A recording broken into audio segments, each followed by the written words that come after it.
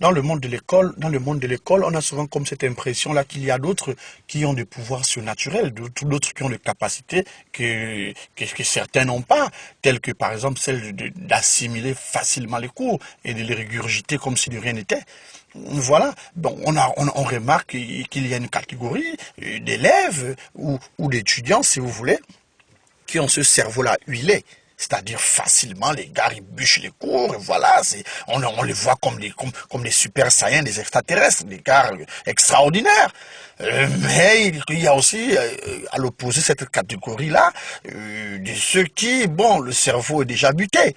Voilà, telle que ma catégorie, par exemple. Bon, c'est dû à quoi? Tout simplement à la consommation très tôt d'alcool, et puis bon, tout ce qu'il y a comme tabac sur le marché.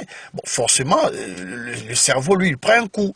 Alors tu peux être là des heures et des heures sur un cahier pour essayer de bûcher, ne serait-ce que 4 ou 5 lignes, ben ça passe pas. Ça passe pas. Voilà. Abolir, relire, essayer, ça rentre pas. Ça peut pas rentrer. Voilà, ça rentre pas. Et là, on fait quoi? On amène un recours à ce que moi j'appelais à l'époque l'acte de naissance. Ou encore, voilà, l'acte de naissance, c'est ce qu'on pouvait aussi appeler l'ordonnance. L'ordonnance, c'est ce qu'on pouvait aussi appeler la pompe. La pompe, c'est ce qu'on appelle la triche. Voilà. Donc, on recopie une partie du cours dont on pense, les questions dont on pense susceptibles d'arriver, par exemple, lors d'un devoir. Et puis, bon, voilà, on prend une petite bout de papier, un petit bout de papier, où on recopie certaines questions qu'on pense pouvoir arriver, et puis bon, on la dissimule quelque part, soit dans une poche, ou bien voilà, et lors du devoir en question, on la ressort discrètement, pour essayer au moins d'avoir ce qu'on appelle l'aide-mémoire. Voilà, l'aide-mémoire. Alors moi, c'est ce que j'avais fait. Le jour de ce devoir, c'est même plus de quel devoir il s'agissait. Et on était encore en classe, je ne me rappelle même plus tellement mon cerveau est buté. Alors moi, c'est ce que j'avais fait en classe. Et le prof, il était même distrait.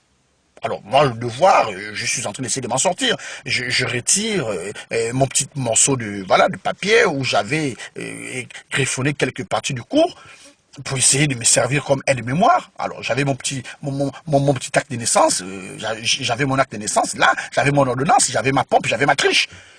Le prof, lui, il était distrait. Alors elle, je sais pas où elle sort, cette fille-là, des choses qu'il ne regarde même pas. Et c'est quoi son prénom encore? Marcel Max Délicat, je pourrais pas oublier cette fille-là. Marcel Délicat, ben, le prof, lui, et pourtant, il lisait pour lui son journal tranquille. Non, elle gueule. Monsieur, s'il vous plaît. Oui. Monsieur, il est en train de tricher, hein, Alban Vincenzo, a.k.a. quelque chose là. Il est en train de tricher. Mais mon Dieu, mais la classe est surprise. Tout le monde se retourne vers moi. Le prof dit, mais qu'est-ce que... Alban, c'est quoi? Je dis, mais je sais pas. Donc, je vais chercher, Seigneur, je vais chercher à dissimuler le papier. Elle dit, c'est là, c'est tombé, monsieur. C'est un tricheur. Alors, le prof, lui, me colle, quoi. Il m'a collé un zéro trimestriel. Il me dit, dehors, mais t'as 0 trimestriel. Alors, moi, je sors, moi, je l'attends dehors. Alors, la récréation, je cours, je dis, écoute, toi, s'il te plaît, toi, tu me connais pas. Alors, si toi, tu comprends tes cours, c'est pour toi. Moi, je comprends pas. On n'a pas le même degré de capacité d'enregistrement, de régurgiter le cours en question.